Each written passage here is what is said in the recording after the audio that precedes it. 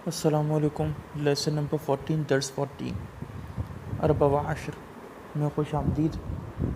इसमें हम पढ़ेंगे ऑब्जेक्ट प्रोनाउंस के बारे में।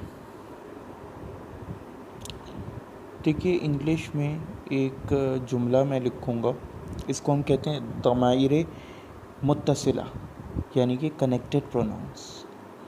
दमाइर मुत्तसिला, कनेक्टेड प्रोनाउंस।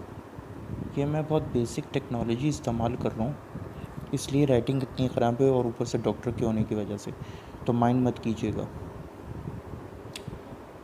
देखिए, हम इंग्लिश में बोलते हैं कि ही, या for example take it, Ali beats him.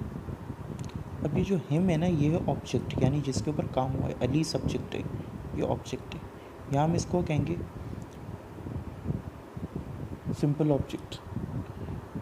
एक होता है पजेसिव ऑब्जेक्ट, यानी कि हम कहें कि बुक ऑफ हिम, यानी कि हिज बुक ऑफ हिम या बुक ऑफ योर्स। अब यहाँ पे जो ऑब्जेक्ट है ये है पजेसिव प्रोनाउन, यानी पजेसिव ऑब्जेक्ट। तो ये है पजेसिव प्रोनाउन और वो था सिंपल ऑब्जेक्ट प्रोनाउन। तो पजेसिव प्रोनाउन हो या ऑब्जेक्ट प्रोनाउन हो, दोनों के लिए अरबी में ये दमाइर मुत्तसिला कनेक्टेड प्रोनाउंस इस्तेमाल होते हैं। ये भी वही 12 होते हैं। अब हम उसकी गिरदान कर लेते हैं। और दूसरी बात जो दिमाग में रखनी है आपने, वो ये कि ये हमेशा नसब प्लस जर की हालत में होते हैं। नसब या जर, प्लस नहीं स्लैश। वो हम कॉन्टेक्स्ट से डिफ़ाइन करेंगे कि नसब की हालत में, यानी ज़बर वाली हालत में या ज़ेर वाली हालत में। दूसरी चीज़ हमें देखना पड़ेगी कि अब एक इशू आ जाता है कि भाई क्या ये मारफा है या नकरा है। तो उमूमी तो अभी तक जो नॉलेज के मुताबिक मेरी, ये मारफा की कैटेगरी में ही आते हैं। अब आइए, let's move on to the pronounce. का नहीं, हु, यानी कि वो एक मर्द, उसका हुआ की जगह इस्तेमाल होता है। होमा, ये सेम है, वो दो मर्द। होम, वो सब या उन सब का। हा, रदियल्लाहु ताला अन्हा, उससे खुश हो अल्लाह। तो ये हा फीमेल है, इसीलिए हम कहते हैं रदियल्लाहु ताला अन्हु, उस मर्द से खुश हो।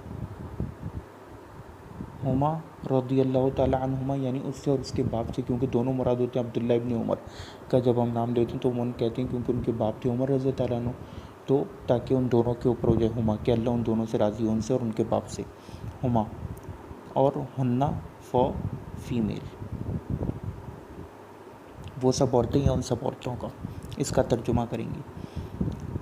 का, यानी कि तुम्हारा या तुम। कुमा, तुम दोनों का या तुम दोनों।